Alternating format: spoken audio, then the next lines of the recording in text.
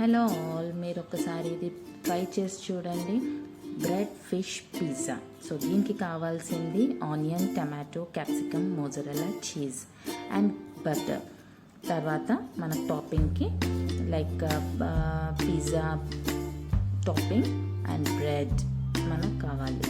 So మా పాపకి first వెజిటేరియన్ది కావాలన్నది. సో నేను వెజ్ బ్రెడ్ పిజ్జా చేసి ఇచ్చాను. సో లైక్ తనే చేసుకుంది. సో ఫస్ట్ బటర్ అప్లై చేసింది, తర్వాత పిజ్జా టాపింగ్ అప్లై చేసింది. ఎంత మెల్లగా చేస్తుంది చూసారా, చాలా అంటే చాలా మెల్లగా చేస్తుంది. సో అది చేసిన తర్వాత దాని మీద కొంచెం పెప్పర్ పౌడర్ డస్ట్ చేసింది అనమాట. పెప్పర్ పౌడర్ చల్లింది అండ్ సాల్ట్ కొంచెం చల్లింది. సో అది చేసిన తర్వాత ఆనియన్స్ లైట్గా టాపింగ్ చేసింది అనమాట. సో ఆనియన్స్ టాపింగ్ చేసినాక టమాటోస్ అది మెల్లమెల్లగా చేస్తుంది. నేను ఎంత ఫాస్ట్గా చేయమంటే మెల్లగా చేస్తుంది.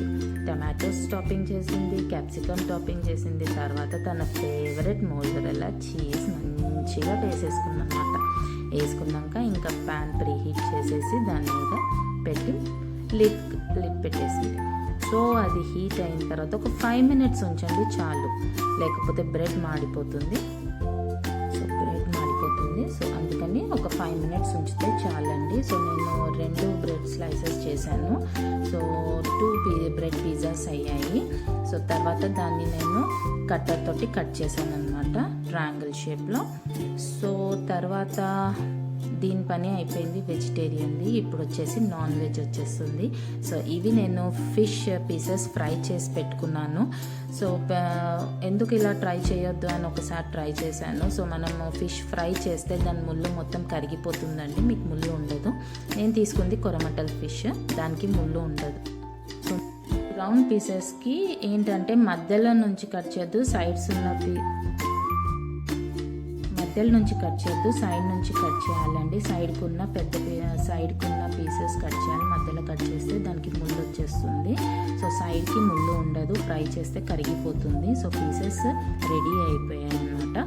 ఇప్పుడు మనము బ్రెడ్ తీసుకోవాలి, దానికి బటర్ అప్లై చేయాలి. Front and back butter apply చేసిన తర్వాత దానికి మంచిగా బటర్ ఎంత మంచిగా అప్లై చేస్తే అంత బాగుంటుంది, అంత టేస్ట్ వస్తుంది. బటర్ చాలా బాగా అప్లై చేయాలండి. సో ఏంటంటే కొంచెం మంచిగా కింద క్రిస్పీగా వస్తుంది, పైన కొంచెం మెత్తగా ఉంటుంది. తర్వాత పిజ్జాది కూడా అలానే మంచిగా మొత్తం 4 sides అప్లై చేసేసేయాలి. నీట్గా మంచిగా అప్లై చేసిన తర్వాత దాని టేస్ట్ బాగా వస్తుంది. సో ఈ పిజ్జా టాపింగ్ పేస్ట్ అప్లై చేసిన తర్వాత దానికి అంటే 4 sides జర కొంచెం లేట్ అయిపోతుంది అది బాగా. సో అప్లై చేసిన తర్వాత దాని మీద ఆనియన్స్ టాపింగ్ చేసేసుకోవాలి. ఇంకా ఆనియన్స్ మంచిగా టాప్ చేసుకోవాలండి. సో ఆనియన్స్ టాప్ చేసుకున్నాక కొంచెం tomato, capsicum and tomato, capsicum, onions ఇవన్నీ టాపింగ్ చేసుకున్నాక పెప్పర్ పౌడర్ చల్లుకోవాలి.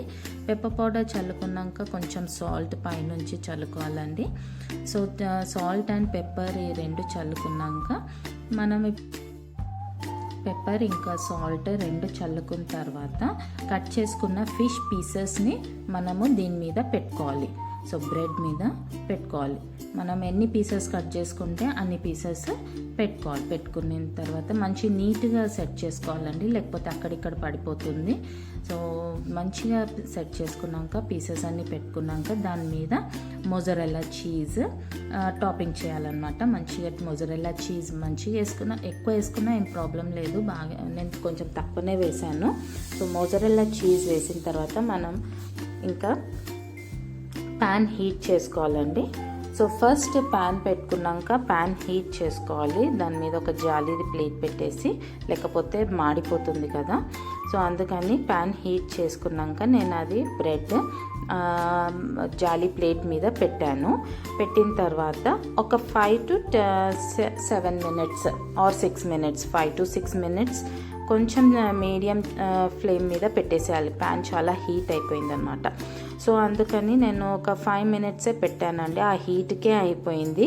సో ఫైనల్ లుక్ చూసారా ఎంత యమ్మీగా ఉంది, అసలు చాలా అంటే చాలా బాగుంటుంది. మీరు ఒక్కసారి ట్రై చేయండి. ఈ ఫిష్ బ్రెడ్ పిజ్జా సో చాలా అంటే చాలా టెంప్టింగ్ లుక్ ఉన్నది. సో నేను మాత్రం దీన్ని అస్సలు వదలలేదు, మొత్తం తినేసాను. దట్ టూ స్పెషల్గా నేను వైన్ తోటి సర్వ్ చేసుకున్నాను. సో అది రెడ్ వైన్ తోటి సర్వ్ చేసుకున్నానండి. అసలు దీన్ని చూస్తుంటే మాత్రము మళ్ళీ ఇంకొకటి కూడా చేసేసుకొని తినేసామన్నమాట. సో వైన్ తోటి నేను మాత్రం సర్వ్ చేసుకున్నాను. సో మీకు ఎంతమందికి నచ్చింది నాకు కామెంట్ రూపంలో చెప్పండి. మీరు ఒకసారి ట్రై చేసి టేస్ట్ చేసి నాకు చెప్పండి ఎలా ఉంటుందో. సో మీకు ఈ వీడియో నచ్చినట్టయితే please like, share and subscribe. Support me and subscribe చేయడం మాత్రం మర్చిపోండి.